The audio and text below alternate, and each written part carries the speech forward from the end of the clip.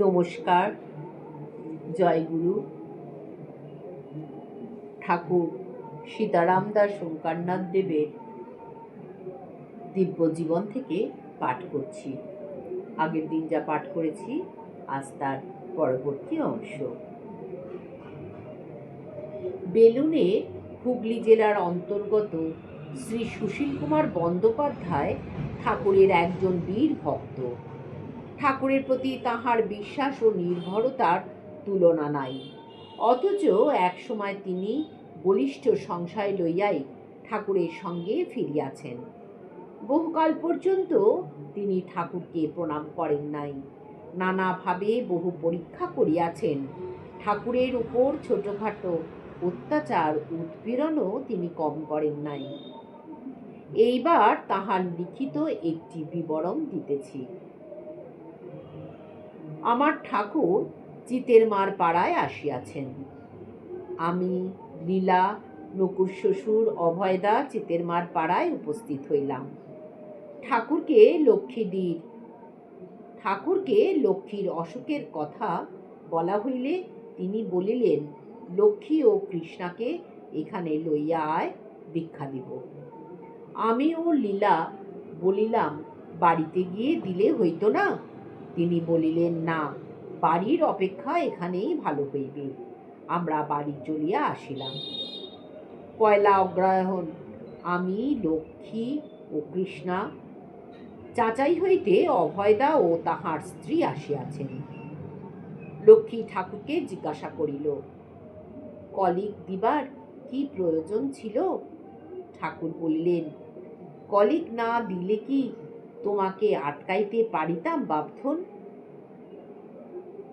এতদিন জব্বলপুরে হাজির হইতে।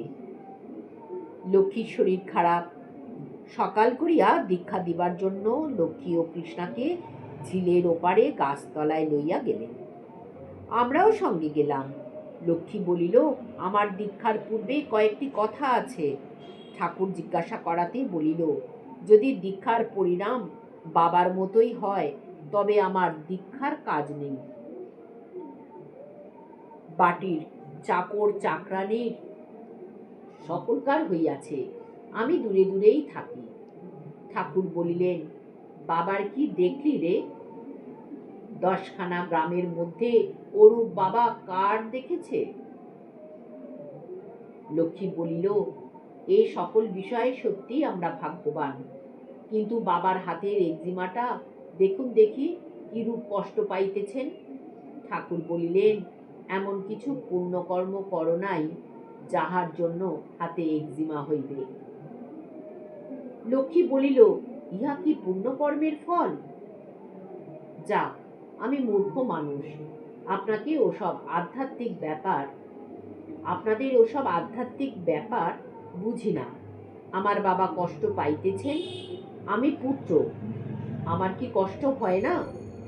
ঠাকুর বলিলেন, যে কটা দিন সেবার অধিকার পাইয়াছ, সেবা করিয়া ধন্য হও গে। তারপর আমাদিগকে সরাইয়া দিয়া লক্ষ্মী, কৃষ্ণা ও আরো 2-3 জনকে দীক্ষার জন্য বসাইয়া দিলেন। আমরা দূর হইতে দেখিতে লাগিলাম। লক্ষ্মী লাফাইয়া লাফাইয়া উঠিতে লাগিল, আর ঠাকুর মাথায় হাত দিয়া বসাইয়া দিতে লাগিলেন। আজ এই পর্যন্ত। আবার গুরুর কৃপা হলে বাকি অংশ কাল পড়ার চেষ্টা করব। জয় গুরু।